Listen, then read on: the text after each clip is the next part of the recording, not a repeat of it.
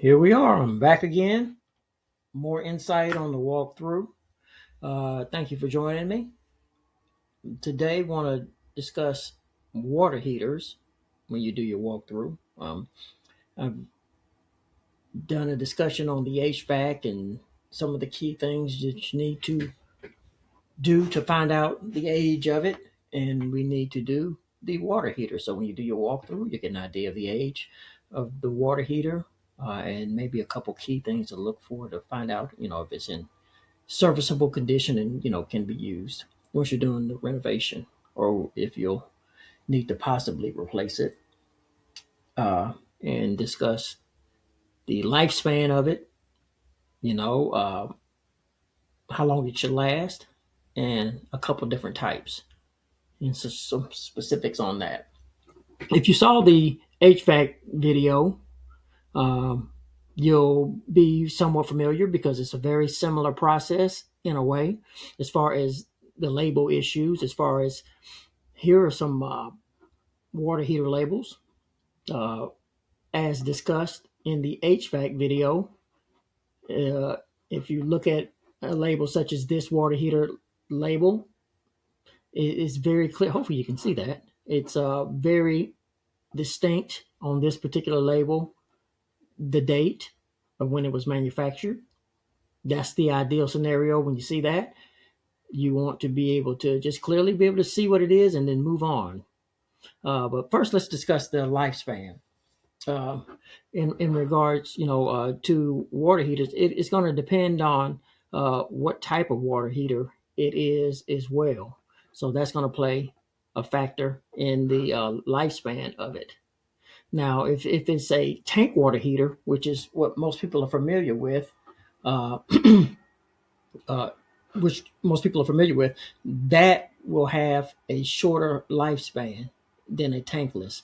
So this is a tanked water heater here, where you see the big tank in your garage, or you might have a closet with your air handler in it, and this right here as well. But this is a tanked water heater, and this is a tankless water heater. And these are generally going to be a lot cheaper, but they're not going to last as long.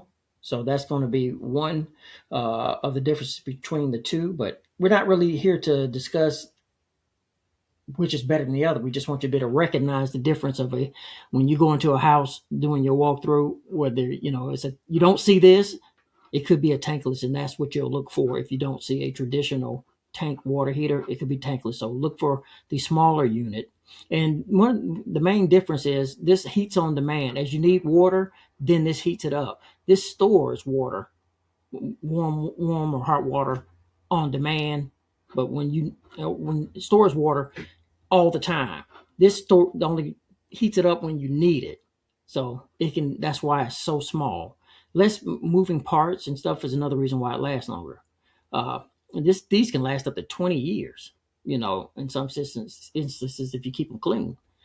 These typically, are going to last around 12, 13 years, somewhere in that span. And a lot of people don't clean them. They should be cleaned often, but a lot of people do not clean them. So that could extend the life, but 90% of people don't get them clean. So yeah, we will say it's as high as 14 years if it is cleaned, but no more than that. So this is going to last, at least 5 years longer, the tankless model.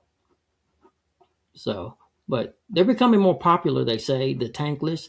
But I don't think I've ever had a tankless on a walkthrough that I ever remember. So you may not see them very often. So typically you'll just see the tanked version right here.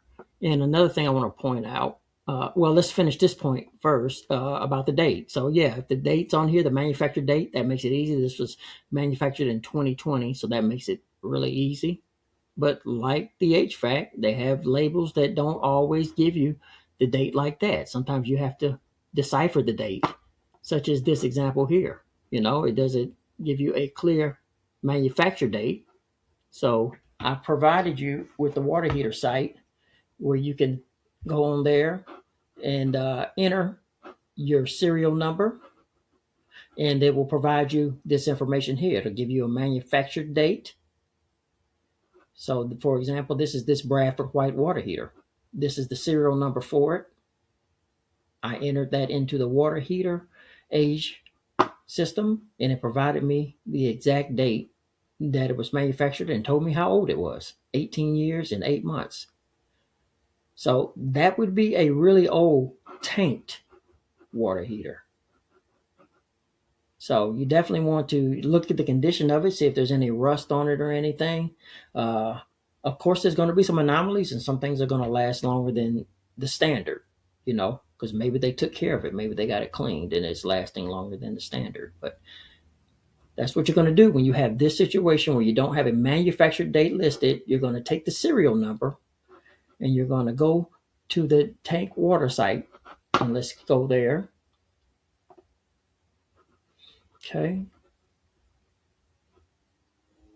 Then you're going to go to the tank water site, and then you're going to enter in your serial number.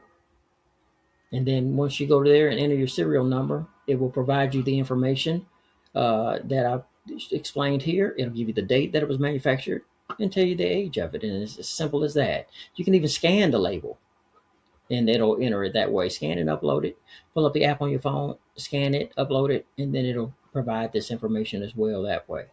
So just wanted to give you that information.